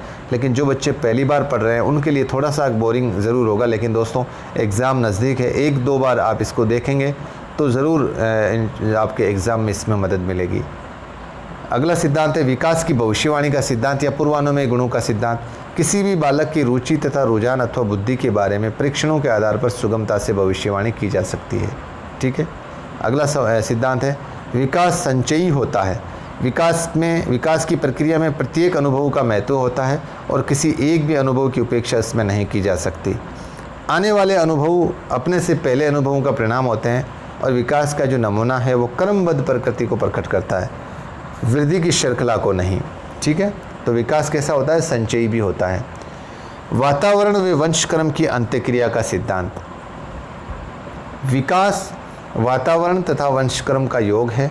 वातावरण व वंश बच्चे के शारीरिक, मानसिक और संवेगात्मक विकास पर बहुत प्रभाव डालते हैं। अर्थात वातावरण व प्लस वंशानुक्रम की अंत्यक्रिया सकारात्मक हो तो उसके परिणाम भी गुण के रूप में सकारात्मक मिलेंगे, और अगर अंत्यक्रिया नकारात्मक हो तो उसके परिणाम भी नकारात्मक मिलेंगे। तो कहने का मतलब दोस्तों, वातावरण और वंशक्रम की जो अंत्यक्रिया है वो बहुत महत्वपूर्ण है। जैसे देख कर, सुनकर या अनुकरण से अगर कोई बालक सीखता है तो उसके अंदर शारीरिक, मानसिक और संवेगात्मक विकास पर बहुत प्रभाव डालते हैं ये सब चीज़ें। एक क्वेश्चन है, व्यक्तियों में एक दूसरे से भिन्नता क्यों होती है? व्यक्तियों में एक दूसरे से भिन्नता क्यों होती है? तो इसका आंसर है वातावरण व वंशानुक्रम के बीच अंत्यक्रिया या अन्योन्य क्रिया के कारण। ठीक है, फ्रैंक महोदय इस सिद्धांत के बारे में कहते हैं कि प्रत्येक व्यक्ति की जीवन यात्रा एक चौड़ा मार्ग है जिस पर प्रत्येक व्यक्ति को चलना पड़ता है। गेसले, व्यक्तिगत विभिन्नता का फैलाव उतना ही है जितना मानव जाति का है। ठीक है, ये दोस्तों डेफिनेशन तो सिर्फ इसका डिटेल अगर आप पढ़ना चाहते हैं तो उसके लिए है। एक आपके दोस्तों इसमें से एक सवाल बनने की और संभावना है आपके विकास की जो काम प्रवृत्ति का जो सिद्धांत है जिसके जनक सिगमंड फ्राइड है। वो कहते हैं कि विकास जो है फ्राइड के अनुसार प्रत्येक बालक में विकास काम प्रवृत्ति लिबिडो जिसको बोलते हैं से निर्धारित होता है। यानी बालक में विकास काम प्रवृत्ति से निर्धारित होता है। जैसे नर्सिज्म की अवस्था जिसको आत्ममुग्धता या आत्ममोद भी कहते हैं। 2 वर्ष की अवस्था में शिशु में नर्सिज्म की प्रवृत्ति होती है। इस अवस्था में काम प्रवृत्ति स्वयं के मुख के प्रति होती है और नर्सिज्म के कारण शिशुओं में आशा, निराशा, विश्वास, अविश्वास, आत्मनिर्भरता, पराश्रिता आदि गुण प्रकट होते हैं। फिर इसके अंदर आपके ये 2-3 शब्द आपको याद रखने हैं दोस्तों। एक तो नाम आता है इलेक्ट्रा कॉप्लेक्स या ओगिब्स कॉप्लेक्स। ये क्या है दोस्तों? ये पितृभाव ग्रंथि है और ओगिब्स क्या है? ये मातृभाव ग्रंथि है। इलेक्ट्रा कॉप्लेक्स यानी कि इसमें जो पितृभाव वाली ग्रंथि है ये पिता के प्रति जो लगाव है वो लड़कियों में ज़्यादा देखने को मिलेगा। ठीक है, और ओपिक्स कॉप्लेक्स ये माता के प्रति जो लगाव है वो लड़कों में आपको ज़्यादा देखने को मिलेगी। ठीक है, इलेक्ट्रा कॉप्लेक्स और ओगिब्स कॉप्लेक्स इसका ध्यान रखना। और इसका जो आयुकाल है वो 2 से 4 साल तक है। ठीक है, इस अवस्था में विषम लिंगी आकर्षण, विषम लिंगी समूह और पारस्परिक अंत्यक्रिया का गुण विकसित होता है। दूसरा आता है दोस्तों सुपेरिटी कॉम्प्लेक्स यानी कि आत्मगौरव की अवस्था। ये 6 से 12 वर्ष तक होती है दोस्तों, और इस अवस्था में न्यून काम प्रवृत्ति के कारण बालक बालिका समलिंगी समूह का निर्माण होता है तथा रुचियों, आदतों और व्यवहार में परिवर्तन उत्पन्न होता है। सुपेरिटी ध्यान रखना दोस्तों, ये दोनों तीनों शब्द थोड़े मुश्किल जरूर है लेकिन सवाल बन सकता है इसमें से आपके। इलेक्ट्रा कॉप्लेक्स नर्सिज्म की अवस्था, और दूसरा क्या है? सुपेरिटी अवस्था जिसको आप आत्मगौरव की अवस्था भी बोल सकते हैं। इसके अंदर काम प्रवृत्ति जो है वो शून्य रहती है। फिर आता है दोस्तों आपके जेनेटिक कॉम्प्लेक्स यानी कि इसका जो आयुकाल है वो 12 से 18 वर्ष है, और इस अवस्था में काम प्रवृत्ति का केंद्र बिंदु प्रजनन अंग होते हैं। अतः प्रजनन अंगों का विकास विषम लिंगी आकर्षण, कामुकता, अपने स्वप्रेम, सौंदर्य बोध और ललित कलाओं का विकास होता है। नोट लगाकर काम प्रवृत्ति में अवबोध या रुकावट के जो कारण होते हैं वो क्या होता है दोस्तों? एनिमा या एनिमास के गुण प्रकट होते हैं। तो ये ध्यान रखना आप, एनिमा पुरुषों में नारीत्व के गुण और एनिमस स्त्रियों में पुरुषत्व के गुण। एनिमा और एनिमस इन दोनों में कन्फ्यूज़न हो सकता है दोस्तों, आप ध्यान रखें। एनिमा मतलब पुरुषों में नारीत्व के गुण और एनिमस यानी स्त्रियों में पुरुषत्व के गुण। अभिवृद्धि और विकास का जो कॉन्सेप्ट है उसका आखिरी ये पेज है दोस्तों। हरलोक महोदय है जो उनके अनुसार विकास में जो परिवर्तन है वो कैसा कैसा होता है। एक तो विकास में जो परिवर्तन है वो आकार में परिवर्तन होता है, और आकार में कैसे कैसे, एक तो किसी भी बालक के अंदर शारीरिक परिवर्तन होता है जिसमें उसका शरीर की लंबाई बढ़ती है, चौड़ाई बढ़ती है, उसमें भार बढ़ता है। एक मानसिक परिवर्तन होता है, और मानसिक परिवर्तन उसका चिंतन मनन, सोच विचार, बुद्धि, चिंतन, संपर्त्य, ये चीज़ें हैं दोस्तों। नोट लगाकर एक बात दो यहाँ पर देख ले। संपर्त्य का मतलब होता है दृढ़ विश्वास या स्वीकृति, और प्रत्यय का मतलब होता है विश्वास में दृढ़ अवधारणा या आइडिया या प्रमाण।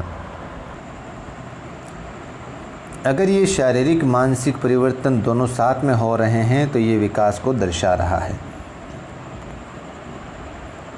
दूसरा जो परिवर्तन है दोस्तों वो होता है अनुपात में परिवर्तन। हरलोक महोदया कहती है कि शारीरिक केवल शारीरिक वृद्धि को प्रदर्शित कर रहा है।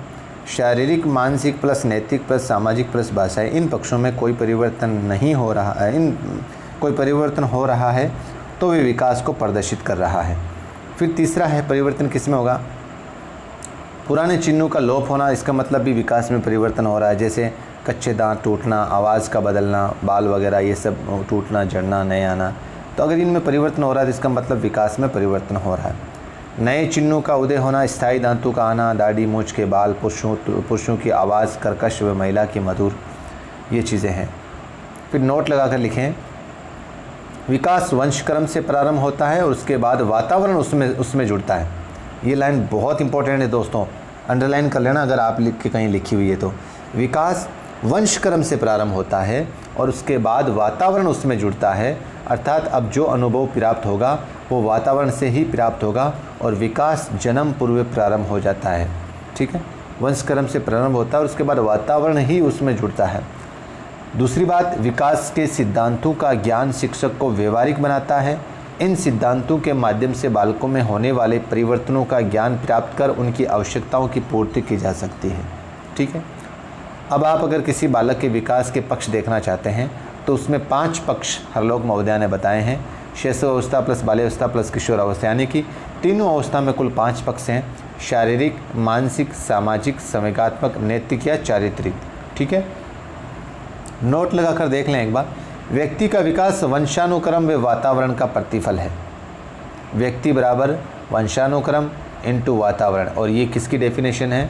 ये वुडवर्थ की डेफिनेशन है, इफेक्ट के रूप में पूछ सकते हैं दोस्तों।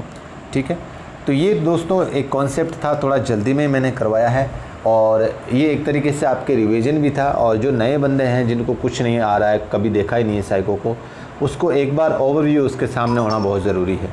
अब इसमें से किस तरीके के सवाल पुटअप हो सकते हैं, उन सवालों को अगर हम देखेंगे तो काफ़ी हद तक आपके ये जो टॉपिक है ये क्लियर हो जाएगा। तो दोस्तों ये मोस्ट अब चैप्टर हमारा शुरू हो चुका है। अब वाली स्लाइडें जो भी हैं पहला सवाल है, ये संभावित प्रश्न है जो वृद्धि और विकास का जो कॉन्सेप्ट अभी हमने पढ़ा है, संभावित प्रश्न यानी कि इनमें से कोई सवाल बन सकता है। तो सबसे पहला सवाल है, परिपक्वता क्या है? सामाजिकरण है या विकासात्मक प्रक्रिया है या समायोजन है या अनुभाविक प्रक्रिया है? तो परिपक्वता दोस्तों उससे एक विकासात्मक प्रक्रिया है। क्या है? विकासात्मक प्रक्रिया। बाकी तीनों तो क्या है, ये लर्निंग के कॉन्सेप्ट पे डिपेंड है। तीनों क्या है? लर्निंग के कॉन्सेप्ट पे डिपेंड है। अगला सवाल है, परिपक्वता एवं अधिगम के बीच की अंत्यक्रिया का परिणाम क्या कहलाती है? परिपक्वता एवं अधिगम के बीच वृद्धि कहलाती है या विकास कहलाती है या आनुवंशिकता कहलाती है या वातावरण कहलाती है? दोस्तों कॉन्सेप्ट अगर आपने समझा हो तो देखो बिल्कुल इसके ऑप्शन देखो, इसके कितने नज़दीक हैं आपको भ्रमित करने के लिए। लेकिन कॉन्सेप्ट जब तक नहीं समझेंगे तब तक इस तरह के सवाल आप नहीं कर पाओगे। परिपक्वता एवं अधिगम के बीच की अंत्यक्रिया वो क्या कहलाती है? वो विकास कहलाती है। निम्न में से कौन सा अभिवृद्धि को प्रभावित नहीं करता? अभिवृद्धि को प्रभावित नहीं करता? सेक्स, संस्कृति, पैतृक और पोषण। तो इसका राइट आंसर क्या है दोस्तों? संस्कृति एक ऐसी चीज़ है, संस्कृति एक ऐसी चीज़ है जो अभिवृद्धि को प्रभावित नहीं करती। बाकी ये तीनों चीज़ें जो है वो दोस्तों अभिवृद्धि को प्रभावित करते हैं। चौथा सवाल है, विकास प्राय ज़्यादातर पक्षों में सतत प्रक्रिया मानी जाती है परंतु वृद्धि एक सतत प्रक्रिया नहीं है। तो ये किसके बाद रुक जाती है भाई? किशोर अवस्था के बाद या प्रौढ़ावस्था के बाद या परिपक्वता के बाद या बाल्यावस्था के बाद? इसका राइट आंसर दोस्तों हो जाएगा परिपक्वता। सवाल नंबर 5 है, बाल विकास अध्ययन करता है गर्भावस्था से शैशवावस्था तक, शैशवावस्था से बाल्यावस्था तक और गर्भावस्था से किशोरावस्था तक, गर्भावस्था से प्रौढ़ावस्था तक। इसका राइट आंसर क्या हो जाएगा? गर्भावस्था से किशोरावस्था तक। ठीक है दोस्तों, कुछ फैक्चुअल सवाल। विकास लयात्मक होता है, नियमित नहीं, ये कथन किसका है? विकास लयात्मक होता है, नियमित नहीं, ये कथन किसका है? हरलोक महोदया का। दूसरा प्रश्न है, खेल का मैदान बालक का निर्माण स्थल है, ये किसकी डेफिनेशन है? स्किनर की। खेल का मैदान बालक का निर्माण स्थल है। फिर है, जन्म के समय नवजात शिशु निरापशु होता है, ये किसकी डेफिनेशन है दोस्तों? जन्म के समय नवजात शिशु निरापशु होता है, तो ये है हॉर्नी की। बाल विकास किसका अध्ययन करता है? जीवन भर व्यवहार के अंतर्गत आए परिवर्तनों की चर्चा करता है, मानवीय क्षमताओं में आए परिवर्तनों की चर्चा करता है, बच्चों की प्रौढ़ों के साथ तुलना करने में यह अध्ययन करता है, संज्ञानात्मक, सामाजिक और अन्य क्षमताओं के कर्मिक विकास के वृत्तांत अध्ययन करता है। तो बाल विकास जो अध्ययन किसका करता है? डी ऑप्शन इसमें सही हो जाएगा। वृद्धि व विकास की प्रक्रिया के संदर्भ में सत्य कथन है, वृद्धि और विकास की प्रक्रिया के संदर्भ में सही कथन है। वृद्धि प्राकृतिक प्रक्रिया है तथा विकास में बाह्य कारक की आवश्यकता होती है। दोनों प्रक्रियाएं प्राकृतिक हैं। यदि वृद्धि संतोषजनक है तो विकास स्वतः हो जाता है। दोनों प्रक्रियाएं बिना बाह्य हस्तक्षेप के साथ चलती है। कितने नज़दीक ऑप्शन दे रखे हैं दोस्तों इसको। आप देखो, बाल विकास में जो साइकोलॉजी है आपके सब्जेक्ट, जो अप्लाइड क्वेश्चन होते हैं उसमें सवाल में जो चारों ऑप्शन दिए हुए रहते हैं वो लगभग कई बार सही होते हैं, लेकिन उन चारों में से जो सबसे बेस्ट आंसर होता है उसको छांटना होता है। तो इसका राइट आंसर 1 नंबर ऑप्शन हो जाएगा। वृद्धि प्राकृतिक प्रक्रिया है तथा विकास में बाह्य कारक की आवश्यकता होती है। वृद्धि और विकास के संबंध में सही कथन है। विकास व्यापक है और वृद्धि इसका एक हिस्सा है। वृद्धि विकास का एक हिस्सा है जिसका दायरा असीमित है। विकास कुछ पक्षों में निरंतर है और परिपक्वता के बाद भी जारी रहता है। इसका राइट आंसर दोस्तों बी और सी है। ठीक है, वृद्धि विकास का एक हिस्सा है जिसका दायरा असीमित है। विकास का एक हिस्सा ही है सिर्फ वृद्धि। ठीक है, और विकास कुछ पक्षों में निरंतर होता है और परिपक्वता के बाद भी विकास जारी रहता है। यहाँ पर जो 1 नंबर ऑप्शन है वो इसलिए गलत है कि वृद्धि इसका एक हिस्सा है। विकास व्यापक है और वृद्धि इसका एक हिस्सा है। ठीक है,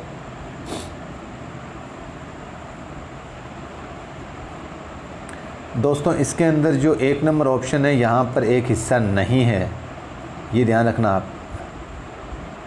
विकास व्यापक है और वृद्धि इसका एक हिस्सा नहीं है, यहाँ पर नहीं छूट गया है लिखना, इसलिए ये गलत है। अगर एक हिस्सा है तो ये तो बिल्कुल सही बात हो गई, इसका मतलब तो ये तीनों आंसर सही होते हैं इसमें। ठीक है ना, ध्यान रखना, इसका सही कर लेना आपका। सवाल है फैक्चुअल, कितने माह का बालक स्वतंत्रता पूर्वक बैठने लगता है? 8 से 9 माह तक का जो बालक है वो बिल्कुल अकेले तन्हा बैठने लग जाता है। फिर फैक्चुअल सवाल है, बालक जिज्ञासावश सबसे अधिक प्रश्न किस उम्र में पूछता है? तो 3 से 6 साल का जो बालक होता है, 3 से 6 साल के बीच में, वो हर चीज़ को बार बार पूछता है। आप प्रैक्टिकल करके देख लेना अपने घर पे। फिर फैक्चुअल प्रश्न है, जन्म से 2 वर्ष तक श्वसन जो बच्चे की सांस की जो दर है वो कितनी होती है? वो 35 बार जो होती है प्रति मिनट होती है। 35 बार, यानी कि प्रति मिनट 35 बार जो बच्चे की जो है वो श्वसन दर होती है। अगला सवाल है, शुरू में बच्चा लिखते समय अपनी पूरी बाजू का प्रयोग करता है बजाय कि उंगलियों से पेंसिल पकड़ना, ये क्या दर्शाता है? ये दोस्तों ये सिद्धांत में से सवाल बना है। समीप दूरस्थ जिसको प्रॉक्सिमोडल कहा था हमने, और श्री पूछिए जिसको हम सिफेलोकॉडल कहा था, सिर से पैरों तक, और विशिष्ट परिचालन और कोई नहीं। तो इसका राइट आंसर दोस्तों समीप दूरस्थ है इसका, यानी कि प्रॉक्सिमोडल जो था ना हमने, जो आपके प्रॉक्सिमोडल इस तरीके का केंद्र से शिराओं की ओर, इस तरीके से जो सिद्धांत हमने पढ़ा था ना, उसमें से ये सवाल बनाया गया है सिद्धांतों में से। मंद परिवर्तन का काल होता है शारीरिक परिवर्तन के संदर्भ में, यानी कि जो बालक की जो अवस्था होती है उसमें मंद परिवर्तन का काल कौन सा होता है? बाल्यावस्था होता है। कौन सा होता है? बाल्यावस्था।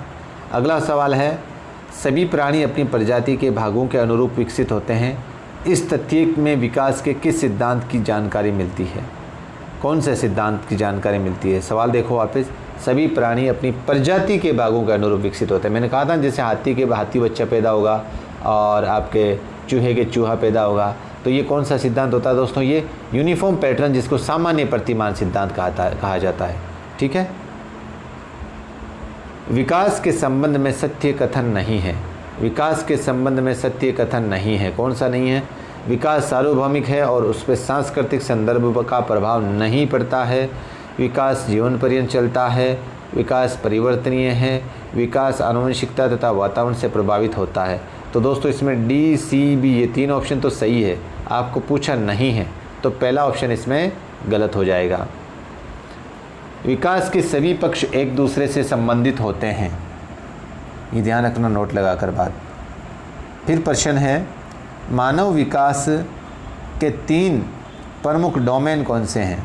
मानव विकास के 3 प्रमुख डोमेन, जैसे शारीरिक, संज्ञानात्मक, मनोसामाजिक, शारीरिक, भावात्मक, आध्यात्मक, संज्ञानात्मक, आध्यात्मिक, भावात्मक, संज्ञानात्मक, भावात्मक और सामाजिक। तो इसमें शारीरिक, संज्ञानात्मक और मनोसामाजिक ये 3 इसके प्रमुख डोमेन हैं। अगर चौथा पूछे तो आपके भावनात्मक है। क्या है? भावनात्मक। शिशु के व्यवहार का आधार क्या है? सुझाव, संवेग, अनुकरण और मूल प्रवृत्तियाँ। शिशु के व्यवहार का आधार पूछा है दोस्तों। आधार उसकी मूल प्रवृत्तियाँ होती है। किसी भी बालक के व्यवहार का आधार क्या है? मूल प्रवृत्तियाँ। विकास में भूमिका होती है किसकी? वंशक्रम की, वातावरण की, परिपक्वता की या अधिगम की? तो इसके अंदर जो राइट आंसर है दोस्तों वो है सभी। विकास में जो भूमिका होती है किसी भी बालक में, उसमें वंशक्रम की भी भूमिका होती है, वातावरण की भी भूमिका होती है, परिपक्वता का भी भूमिका होती है और अधिगम की भी भूमिका होती है। विकास का वह सिद्धांत जिसमें विकास प्रक्रिया नियंत्रित होती है। निरंतर विकास का सिद्धांत, विकास क्रम का सिद्धांत और समान प्रतिमान का सिद्धांत। इसका मतलब ये सभी इसमें सही है। ठीक है, 3-4 ऑप्शन सही है। विकास प्रक्रिया नियंत्रित होती है इन तीनों सिद्धांतों के आधार पर। फिर आगे बढ़ते हैं दोस्तों। श्रीमती हरलोक द्वारा विकास के संदर्भ में कौन सा कथन सत्य है? उन्होंने जो हरलोक द्वारा विकास के संदर्भ में दिया गया कथन कौन सा सत्य है? तो इसके अंदर दोस्तों रचनात्मक, विनाशात्मक, ए और बी दोनों और नन। हरलोक ने मानव विकास को एक फूल के समान माना है। इसका आंसर आप ऑप्शन में आप कमेंट सेक्शन में आप खुद दें दोस्तों। ठीक है, इसलिए मैंने इसमें छोड़ा है। श्रीमती हरलोक द्वारा विकास के संदर्भ में दिया गया कथन सत्य है। विकास के संदर्भ में ये रचनात्मक होता है, विनाशात्मक होता है, दोनों होता है, इनमें से कोई नहीं। आप कमेंट सेक्शन में इसका जवाब दें। नोट लगाकर लिखें, हरलोक ने मानव विकास को एक फूल के समान माना है। ठीक है। फिर अगला अप्लाइड क्वेश्चन है, गीता ने घुटने से चलना तब शुरू किया जब वे 8 महीने की हुई। ये क्या कहलाएगा? अधिगम कहलाएगा या वृद्धि कहलाएगी या विकास कहलाएगा या उपलब्धि कहलाएगा? तो इसका दोस्तों आंसर सही हो जाएगा आपके सी नंबर ऑप्शन, विकास। क्या कहलाएगा? विकास। विकास के लिए परिपक्वता का होना बहुत ज़रूरी है। नोट लगाकर ये समझना आप। विकास व अभिवृद्धि के संदर्भ में कौन सा कथन सत्य है? विकास केवल मनोवैज्ञानिक प्रकृति का होता है, वृद्धि केवल मनोवैज्ञानिक प्रकृति की होती है, विकास शारीरिक परिवर्तनों से संबंधित होती है और वृद्धि बाहरी परिवर्तनों की ओर संकेत करती है। आपको सत्य कथन पूछा है तो इसमें चौथा ऑप्शन है वो सही है आपके, बाकी गलत है। ठीक है। हरलोक के अनुसार विकास के चारों पक्षों में आए परिवर्तनों को 4 भागों में बांटा गया है। निम्न में से कौन सा एक भाग नहीं है? अनुपात में परिवर्तन, आकार में परिवर्तन, पुराने चिन्हों का लोप हो जाना और वातावरणीय परिवर्तन। आपको सवाल में क्या पूछा गया है? हरलोक के अनुसार विकास के चारों पक्षों में आए परिवर्तनों के 4 भागों में बांटा गया, इनमें से कौन सा एक भाग नहीं है? अनुपात में परिवर्तन, आकार में परिवर्तन, पुराने चिन्हों का लोप हो जाना, वातावरणीय परिवर्तन। वातावरणीय परिवर्तन का मतलब होता है नए चिन्हों का लोप हो जाना। यहाँ पर इसका उद्देश्य नए चिन्हों का उदय होना। वातावरणीय परिवर्तन का मतलब क्या है? नए चिन्हों का उदय होना। ठीक है, आगे बढ़ते हैं। विकास के सिद्धांत के संदर्भ में सत्य कथन नहीं है। विकास के जो सिद्धांत हैं उसके संदर्भ में सत्य कथन, पहला ऑप्शन है विकास समय के साथ धीरे धीरे घटित होता है। विकास तुलनात्मक रूप से क्रमिक होता है। विकास की सटीक गति एवं प्रकृति जन्म के समय ही निर्धारित हो जाती है और व्यक्ति अलग अलग गति से विकास करते हैं। तो इसका राइट आंसर 3 नंबर ऑप्शन हो जाएगा। विकास की जो सटीक गति एवं प्रकृति है वो जन्म के साथ ही निर्धारित हो जाती है।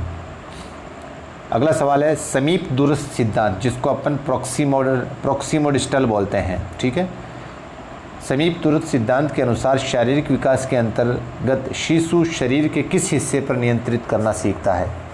सिर पर, बाजू पर, टांग पर या पैर पर? तो इसके अंदर बाजू जो ऑप्शन है वो सही हो जाएगा। केंद्र से सिरों की ओर। ठीक है, सिर से पैरों की ओर तक तो दोस्तों सिर से पैरों की ओर तक तो जो आपके सिफेलोकॉइडल जो सिद्धांत है वो काम में आता है यहाँ पर। तो बाजू जो है यहाँ पर आपके प्रॉक्सिमोडिस्टल सिद्धांत का पार्ट है। ठीक है, आगे बढ़ते हैं। शारीरिक विकास जो क्षेत्र है किसका है? मांसपेशियों में वृद्धि, स्नायुमंडल में, अंतःस्रावी ग्रंथियाँ और सभी। शारीरिक विकास का क्षेत्र ये तीनों ही ऑप्शन सही है। इसका मतलब आपके डी ऑप्शन सही माना जाएगा। शारीरिक विकास के मांसपेशियों में वृद्धि भी शारीरिक विकास का क्षेत्र है, अंतःस्रावी ग्रंथियाँ भी शारीरिक विकास का क्षेत्र है, स्नायुमंडल भी आपके शारीरिक विकास का क्षेत्र है। व्यक्ति एक दूसरे से भिन्न होते हैं किस संदर्भ में? विकास के क्रम में, वृद्धि एवं विकास के सिद्धांत के संदर्भ में, विकास की सामान्य शक्ति या क्षमता के संदर्भ में, वृद्धि एवं विकास की दर में। तो प्रत्येक व्यक्ति जो एक दूसरे से भिन्न होते हैं वो वृद्धि और विकास की दर में भिन्न होते हैं वो। ठीक है, तो ये दोस्तों जहाँ तक मैंने कोशिश की है प्रत्येक पॉइंट को छूने तक आपके इसमें अभिवृद्धि और विकास का जो कॉन्सेप्ट है इसके प्रत्येक पहलू को छूने की कोशिश की है मैंने। PYQ से लेकर, कॉन्सेप्ट से लेकर, संभावित प्रश्नों से लेकर। तो ये प्रयास मेरा आपको कैसा लगा दोस्तों? कमेंट सेक्शन में कमेंट ज़रूर करें। अगर आपको ये प्रयास अच्छा लग रहा है या आपको वास्तव में मेरी जो मैंने मेहनत की है इस कंटेंट पे अगर वो पसंद आ रही है तो कमेंट ज़रूर करें, शेयर ज़रूर करें इस कंटेंट को, क्योंकि बहुत कम समय बचा है। बहुत से ऐसे लोग बैठे हैं बेचारे जिनको ये पता नहीं कि साइकोलॉजी शुरू कहाँ से करें, कैसे पढ़ें। उनके लिए तो ये बहुत इंपॉर्टेंट क्लास है दोस्तों। और जो बंदे तैयारी कर चुके हैं उनके रिवीजन के लिए तो ये बहुत प्लस पॉइंट है। अब मेरा ये प्रयास आपको कैसे पसंद आया इसका अंदाज़ा मैं आपके कमेंट से ही लगा पाऊँगा। अगर आप कमेंट नहीं करेंगे इस क्लास के से संबंधित, इस कंटेंट से संबंधित, अगर कुछ कमी रही है तो भी आप कमेंट करेंगे, तभी तो मुझे पता चलेगा इस कंटेंट में कि भाई मैंने ये चीज़ और क्लियर नहीं की या आपके इस चीज़ को समझा नहीं पाया। तो आप कमेंट करें ताकि मैं उसमें सुधार कर सकूं। और अगर वास्तव में हकीकत में आपको ये मेरा कंटेंट पसंद आया, मेरी मेहनत आपको पसंद आई है तो कमेंट ज़रूर करें दोस्तों। इसके अलावा मेरे को जो हौसला अफजाई है वो नहीं मिलेगी। ठीक है, और अगर आप कमेंट करते हैं, लाइक करते हैं, इस कंटेंट को पसंद करते हैं तो हम इस वीडियो सीरीज़ को आगे जारी रखेंगे, नहीं तो फिर इसको स्टॉप करना पड़ेगा दोस्तों। ठीक है दोस्तों, तो ज़िम्मेदारी से इस क्लास को देखें एक बार और कंटेंट कैसा लगेगा, कैसा लग रहा है आपको, पसंद आया कि नहीं पसंद आया, कमेंट ज़रूर करना है। ये ज़रूरी नहीं है कि आपको ज़बरदस्ती कमेंट सिर्फ पसंद करने के लिए, नापसंद करने के लिए करना है। ईमानदारी से अपने कंटेंट को पढ़कर समझकर एक बार देखकर ज़रूर करना कैसा लगा, अगर और इसमें क्या सुधार करना चाहिए। तो आपकी मेहरबानी होगी अगर आप इस तरीके से आप सजेस्ट करेंगे तो। और दोबारा आपको बता दूं, अनअकैडमी पर सुबह 6:30 की क्लास लग रही है उर्दू ग्रामर में एराब और अलामत को लेकर, वो भी आप ज़रूर देखें। ठीक है दोस्तों, उसका लिंक डिस्क्रिप्शन में दिया होगा आपको। और ये पहली क्लासेस थी काफ़ी लंबे समय बाद में। फिर से मिलते हैं। अगर आप कमेंट करते हैं, सजेस्ट करते हैं, आपको प्रयास पसंद आता है तो ज़रूर कल वापस इस बाल विकास की क्लास लेकर आऊँगा, नहीं तो फिर इसको यहीं पे स्टॉप करना पड़ेगा। ठीक है, दीजिए इजाज़त मुझे। खुदा हाफिज़, जय हिंद।